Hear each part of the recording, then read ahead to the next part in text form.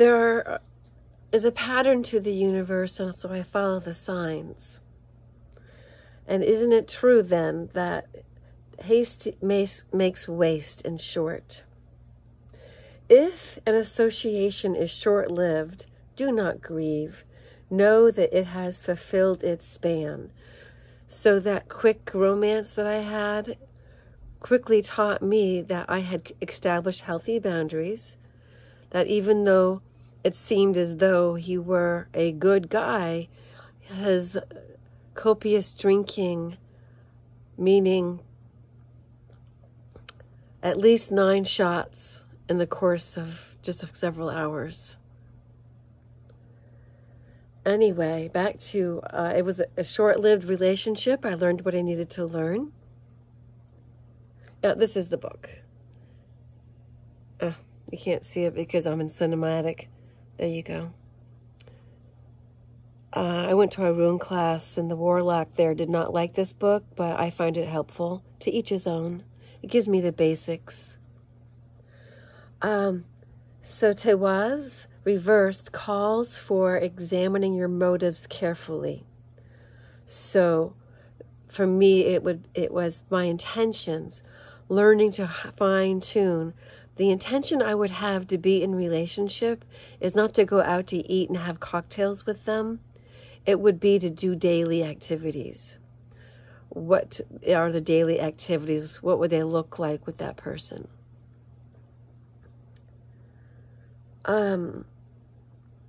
So matters of trust and confidence are at issue here. And with them, the authenticity of your way of being in the world. And that's exactly it. A woman cannot trust a man who is intoxicated. He can overpower her physically. It's just the way it is. And I have that experience. And therefore, I will not subject myself to that in any way, shape, or form, even if a person seems to be a good person. Now, the reason being, which is very, very important for women to recognize the red flags right away, is that I looked back at the amount of times we discussed things, and he never really listened.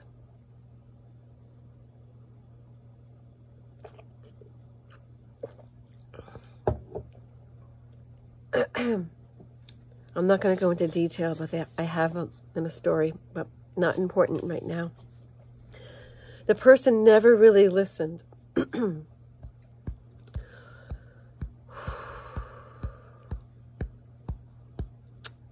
Yeah. And conversation is one of my most important things. Conversation in which I learn something from them, perhaps, for once. So what are my motives? Carefully, they're asking. Well, what are my intentions? And that's what I'm exploring.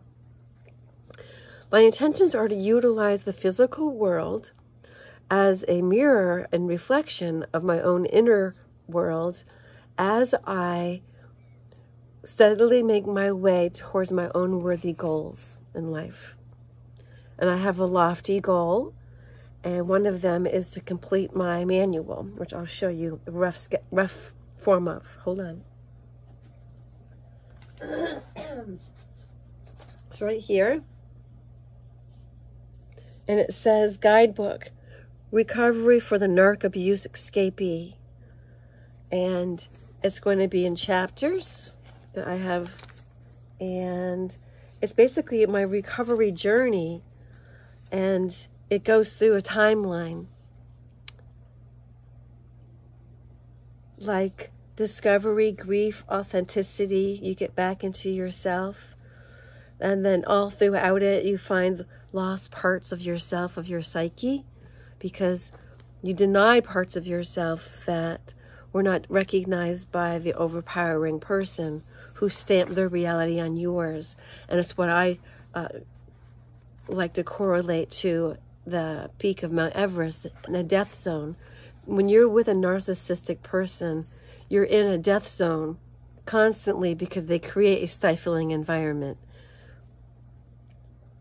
So I'm learning I am responsible for my own behavior, but no one else's. They like to make you responsible for their feelings.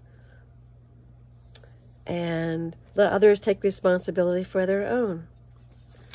So you can look back at when you were the scapegoat, when you took blame for something that was not even important in the first place, but that you somehow were blamed for it.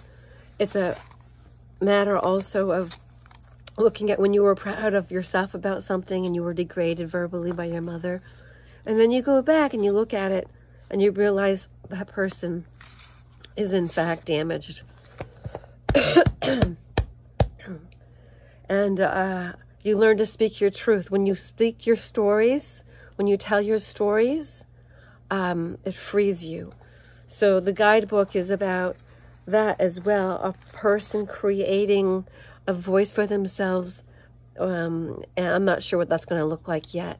That's an inside job. That's for you to determine. So that's what's happening on that end. So let's continue our reading of Was the Sky Warrior. And I picked it reverse. Okay. So again, we're examining our intentions and motives. Is it self-conquest with which you are concerned? Yes, for me. The other way would be, are you trying to dominate another? No, I'm trying to make sure I am not dominated by another. Are you lusting after outcomes, or are you focused on the task for its own sake? Exactly.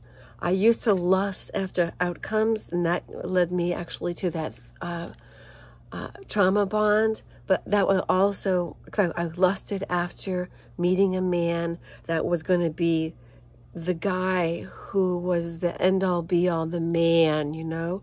And he fit that. He was gorgeous, and he liked to camp. And we had a garden together. And I was so happy to be able to visit him and be in that garden. And then I realized he was always doing things on his own, not listening to what I had to say. I wish to do permaculture, and he wanted to till it. And it had sedge grass in there, and no matter how many times I was saying to him, tilling it actually makes the sedge grass worse, and it's going to spread it and make it so that it's even stronger. He did it anyway. So I had an area that I did permaculture on.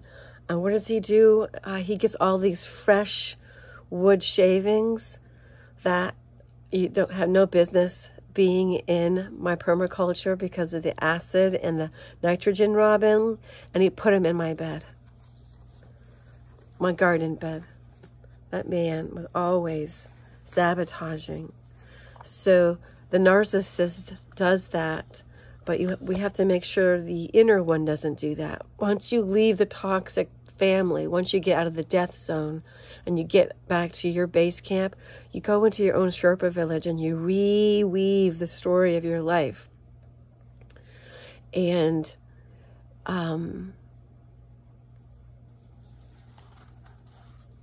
you see more clearly the beauty of this pattern. Now, in a positive, the rune is the warrior, the sky god. It is a spiritual warrior. This, just like this would be the pilgrim. Always the battle of the spiritual warrior is with the self. Funding a will through action, yet unattached to outcomes. And that's where I was going to go. I was attached to the outcome. I wanted that man, and that I paid the price for lusting after him and having that relationship in which I had no business being in, because he didn't match me from the heart up, because from the heart up he was void and blank. All he was a bossy, sexually deviant man who could not operate anything other than his control over others and his manipulation of the emotions and the good sensibilities and the tendencies to be kind-hearted of others. He was a wolf in sheep's clothing, but he was the worst kind of wolf because he wasn't noble. He's rabid, damaged forever. People who say narcissists can be fixed, they can't, no matter how hard you try, because they are in direct competition with you, and they're going to prove you wrong no matter what. So there is no winning over the heart and soul of a narcissist, because that would be too vulnerable for them, and they would rather see you dead than for you to see into them, because they think what's inside of themselves is despicable, and they're scared. And so they are like that non-socialized dog that is afraid, and it doesn't matter what their breed is. If it hasn't been socialized, if it hasn't learned to leave it, meaning do not hurt this person, listen to me, I am your master, that dog will be aggressive because they're afraid. So these pathologically narcissistic men that I've experienced were all afraid. Especially that last one. And so they're aggressive because they're afraid. They're afraid you're going to see them for the worthlessness of what they feel they are. And they are miserable in their heads every second of their lives. Now, the garden variety might have some recovery, but not these intense ones that fuck the neighbor. So, funding a will through action. You're unattached to outcomes. The masculine side, the warrior, action. Yet it's also remaining mindful that all you can really do is stay out of your own way and let the will of heaven flow through you. Let thy will and divine will be one. And it's not through the books. It's not through a religion. It's through an energetic field. So you embody this. Embody what it is you want to attract to you. But it's not necessarily this romantic person. It's experiences, people, things, the joy of life. Creating a broadcasting tower of your own spirit and soul. Broadcasting out. I'm abroad, I'm casting. And so it's bringing things in to the field, but also breathing out and feeling love and gratitude for it all. That love and gratitude for, I have a beautiful passion flower vine, which I'll show you sometime. So, we also must use the energy of discrimination, because what we're doing is we're cutting away, all of us, since we are in a new moon period, the old, the dead, the extraneous. And I have empty canvases behind me because I'm in a whole new book of life. Patience, patience, patience.